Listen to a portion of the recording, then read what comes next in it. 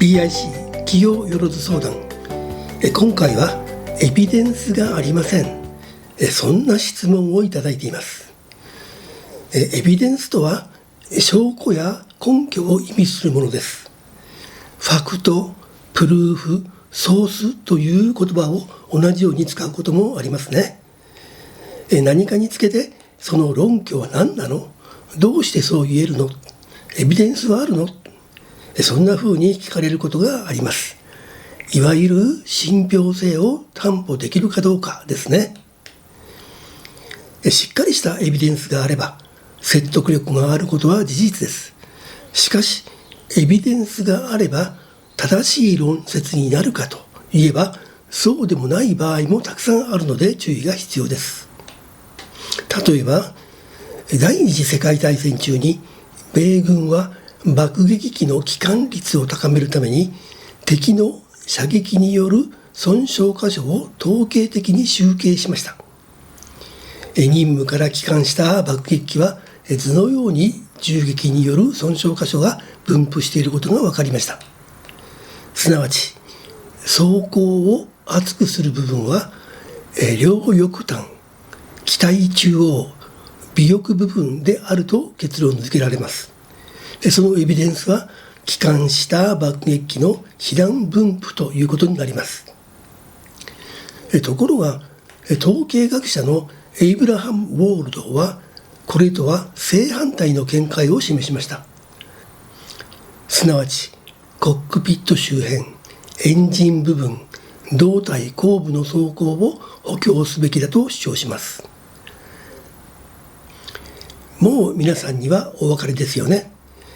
これらの被弾の損傷はまだ爆撃機を帰還させることができたわけですが、これ以外に被弾した場合に帰還できなかった可能性があるということです。エビデンスとして利用したデータは帰還を果たした爆撃機であり、帰還しなかった爆撃機の損傷はデータとして確認されなかった、そんな偏りがあったということですね。そしてもう一つ、同じエビデンスからも正反対の見解、異なる見解が導かれるということです。同じようなことが私たちのビジネスでも頻繁に起きている可能性があります。例えば、〇〇会社は従業員1万人の健康度を調査すると100人が病気だったことが分かったとしましょう。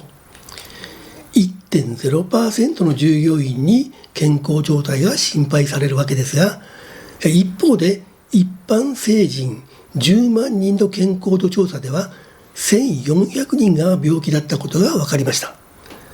どうやら〇〇会社は一般社会の人たちよりも健康な人が多くて良さそうですね。会社の評判は良くなりますね。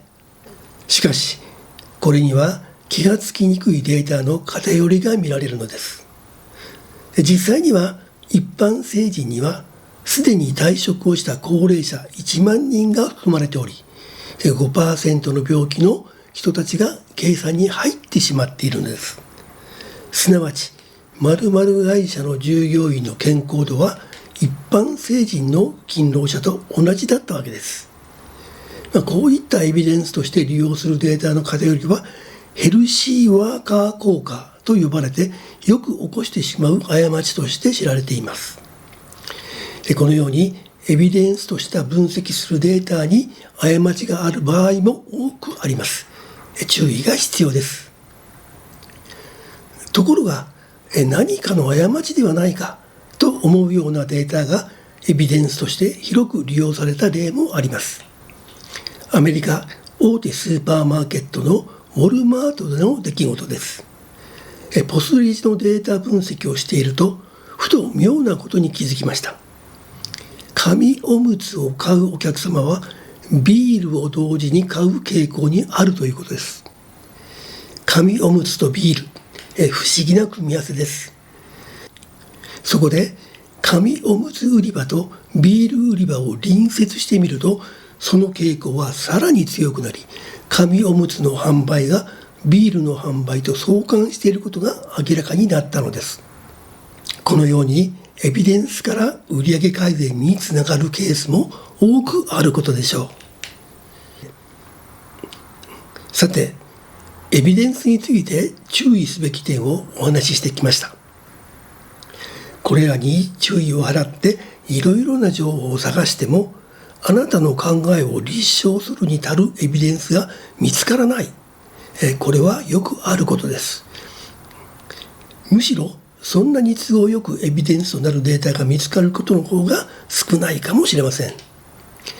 だからといってあなたの考えを止めてしまうのは本末転倒です。あなたの考えに信憑性を持たせるにはエビデンスは重要です。エビデンスがないというあなた、それならば自らがエビデンスを作りましょう。自らが収集して分析したデータからはあなたの思いを立証する良質なエビデンスを作ることができると思います。こんな方法はどうでしょう。アンケートです。アンケートはサンプル数で精度を問われますが、私は必ずしもサンプル数にこだわる必要はないと考えています。最低20件しかなくても、その傾向が判断できるものであれば分析として有効と考えてよいでしょう。それからヒアリング、インタビューです。質問が誘導にならないように注意しましょう。街頭で消費者行動や作業現場の実情を観察するなどの実態調査も有効でしょう。小さなスケールで実際にフィールド実験してみると、より鮮明に市場の把握ができるでしょう。エビデンスベースで論理の展開ができることは重要です。有効なエビデンスが手に入らない場合は、自らの努力で良質なエビデンスを作りましょう。皆さんの事業が成功するためにチャンネル登録をしてください。また関連するコンテンツでさらなる学習に挑んでください。